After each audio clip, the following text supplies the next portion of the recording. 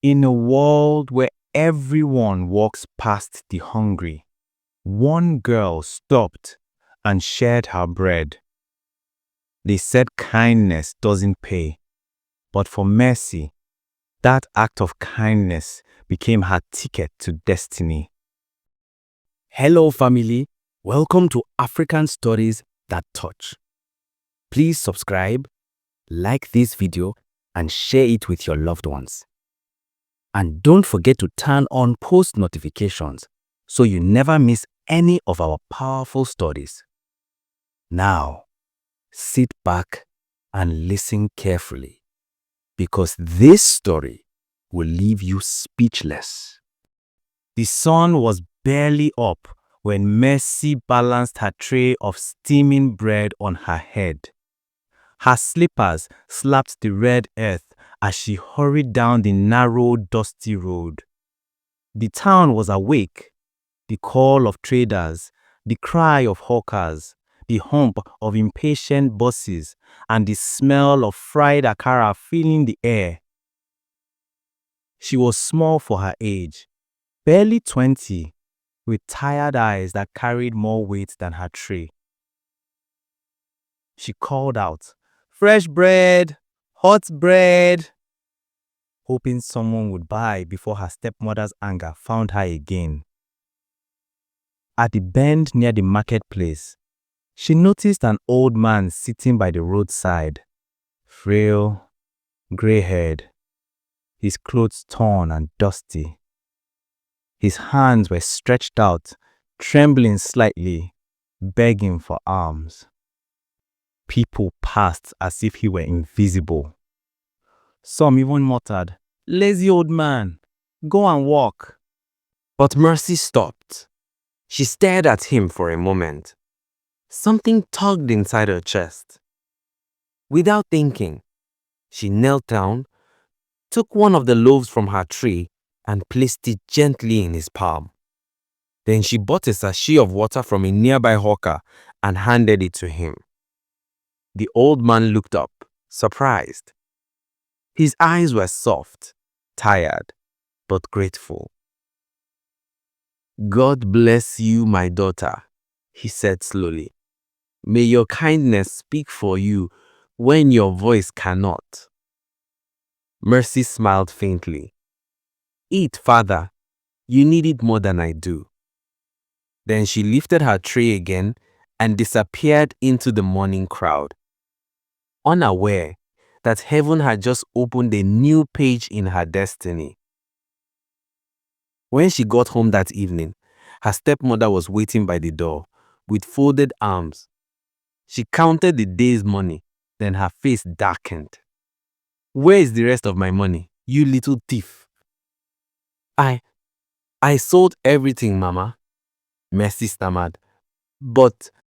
Before Mercy could finish speaking, the king struck Mercy across her back. The tray fell, rolling on the floor. Everyday story. Today, missing bread. Tomorrow, missing money. Maybe you are the one eating them, eh? Tears welled up in Mercy's eyes. She tried to explain, but another cane, then two more, silenced her. Each lash drew a silent tear, but not a word of defense. That night, as she laid on the cold floor, hungry, she clutched her bruised arms and whispered a prayer not for herself, but for the old man she fed. The next day, Mercy was back on the road. Her eyes were puffy from crying, but she forced a smile for her customers. As she approached the corner, she saw the old beggar again. This time he looked up before she even reached him. "Ah, my daughter, my angel of light," he said, his wrinkled lips curving into a smile. "Father, how are you feeling today?" Mercy asked softly. "Thank God for life," he said, chuckling. "Your bread kept me alive yesterday." She handed him another loaf. But before she could go, he asked, "My daughter, can you buy Fanta for me? It's been ages since I had one." Mercy hesitated. She only had enough money to balance her sales. But something in his fragile, hopeful voice made her nod. She bought him a bottle of Fanta from the next door. The old man's eyes glistened. God will remember you, my daughter. Mercy smiled weakly. Amen. That evening, the beating was worse. Her stepmother's cane landed on her back again and again. So you think I'm foolish, eh? Every day, story. You think I don't know you are giving my bread away? Mercy beat her lips till they bled. She said nothing. Later that night, she sneaked out to sit by the river under the moonlight. Her friend Abigail crept up beside her and tried to console her. You're too kind, Mercy. Tell that old man you don't have money next time. You can't keep suffering like this. Look at your back. Mercy turned to her, her voice trembling. If I don't feed him, who will? He is someone's father too. Maybe even someone's grandfather. Abigail sighed.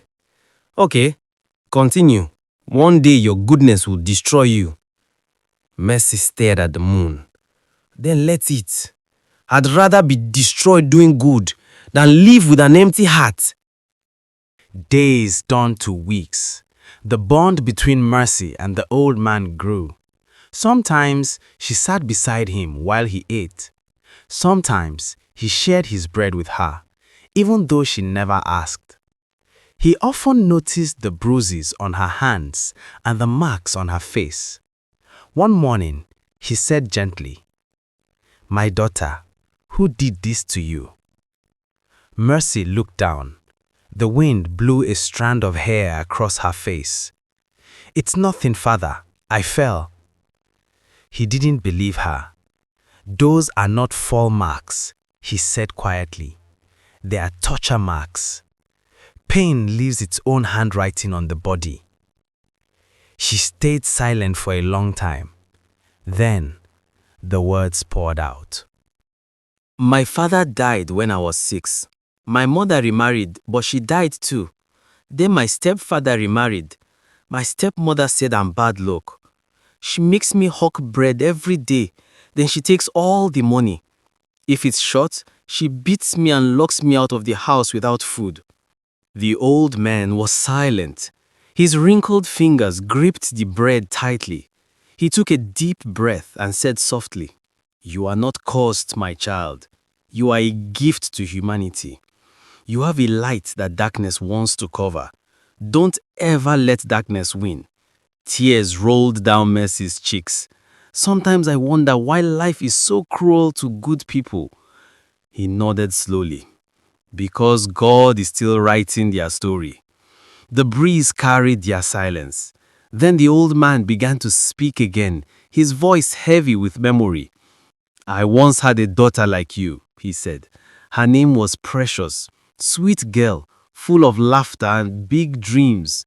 But one day, she got sick. I spent everything trying to save her. In the end, I lost her, and I lost myself too. People I helped turned their backs on me. That's how I ended up here." He looked away, his eyes filled with tears. Mercy placed her small hand over his. "I'm sorry, father." He smiled faintly through the tears. "Don't be sorry, my child. You remind me that kindness still lives in this world. Promise me something." Mercy nodded slowly. "No matter what happens, don't stop doing good. The world may be cruel, but heaven always keeps records." She swallowed hard. "I promise." That day, Mercy stayed longer. They talked, they laughed. A girl who had no father and an old man who had no daughter. When she left, the sun was already falling behind the clouds, and her stepmother's rage was waiting. The beating that night was worse than before, but Mercy smiled through her tears. Someone had called her daughter again. One evening, as Mercy returned from the market, she noticed a small crowd gathered by the roadside. Her heart raced. She pushed through and saw the old man lying motionless on the ground. "Father, she screamed, dropping her tray of bread. She knelt beside him, shaking his shoulders. "Father, wake up." Someone said, "He just fainted, oh." Mercy didn't wait. She flagged down a tricycle and begged the driver, "Please, help me take him to the hospital. I'll pay later." The driver looked at her torn dress and dusty feet, hesitated, then nodded. "Enter." At the hospital, the nurse asked for a deposit of 50,000 naira before treatment could start. Mercy froze. Her lips trembled. 50,000? Yes. No payment, no treatment, the nurse said coldly. Mercy looked at the old man on the stretcher. His breathing was shallow. Tears blurred his vision. Then she ran out. Minutes later, she was home, sneaking into her stepmother's room. She reached under the bed and grabbed a box of clothes. She opened it and found a bundle of naira notes. Her heart pounded. "Forgive me, mother, but I can't watch him die." She ran all the way back to the hospital, clutching the money. But when she got there, it was too late. The doctor looked at her with pity. "I'm sorry, young lady. He didn't make it." Mercy's knees buckled. The world spun. She fell beside the bed and sobbed uncontrollably. "No, it can't be. Tell him to wake up. Tell him I'm back with the money. Please, doctor, do something."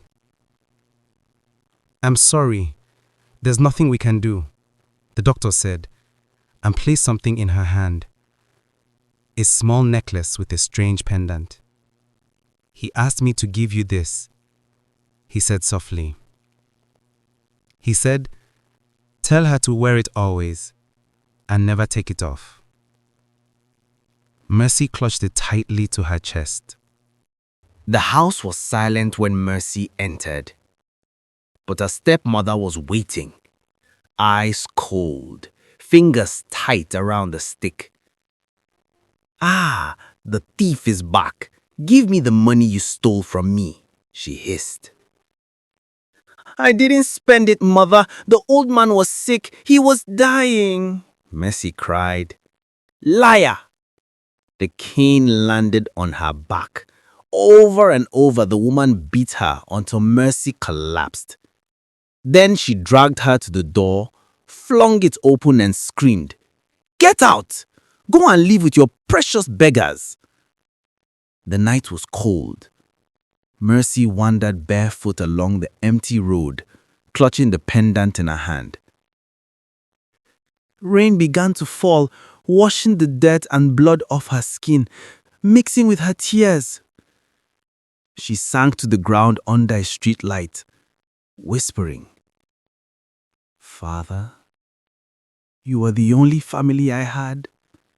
Why did you leave me? Who will talk to me now? Who will encourage me?" Her voice broke into sobs. Lightning flashed, and the pendant around her neck glowed faintly, like a heartbeat. For days, Mercy roamed the streets. She slept under market stalls, begged for leftovers, and sold sachet water to survive. People avoided her. Some mocked her. Some pitied her.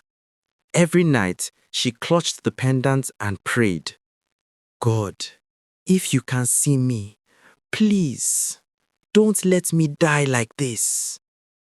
One evening, as she sat by the roadside, exhausted, a car suddenly screeched to a halt nearby. Two men in suits stepped out. One of them showed her a photograph. "Are you Mercy?" She nodded weakly, frightened. "Please come with us. You're needed." Mercy hesitated. I don't know you." "We're not here to harm you. Someone important is asking for you." The car drove for hours.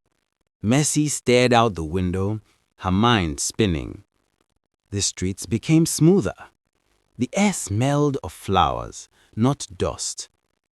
When they finally stopped, the gate before her was taller than any she'd ever seen. Inside, the compound stretched wide, manicured lawns, fountains dancing in the light, birds fluttering through the air. It was like a dream. This way, Miss Mercy. She stepped inside the mansion, barefoot, clothes torn, heart racing with confusion. The sitting room smelled of flowers and faint piano music. A voice spoke behind her. "Come closer, my daughter." Mercy froze. That voice! Slowly she turned. Then she saw him. The old man, dressed in white, sat near a piano. His hair was combed neatly, his skin no longer wrinkled with suffering. Father! He smiled, stepping into the light. "I told you, heaven always keeps records. Come, my daughter." She staggered forward, her voice breaking. I thought you're dead? Yes, the doctor said you died. He gave me this. She held out the necklace. The old man smiled. "One question at a time, my child." He stood up, his cane tapping lightly on the marble floor. "I never died, Mercy.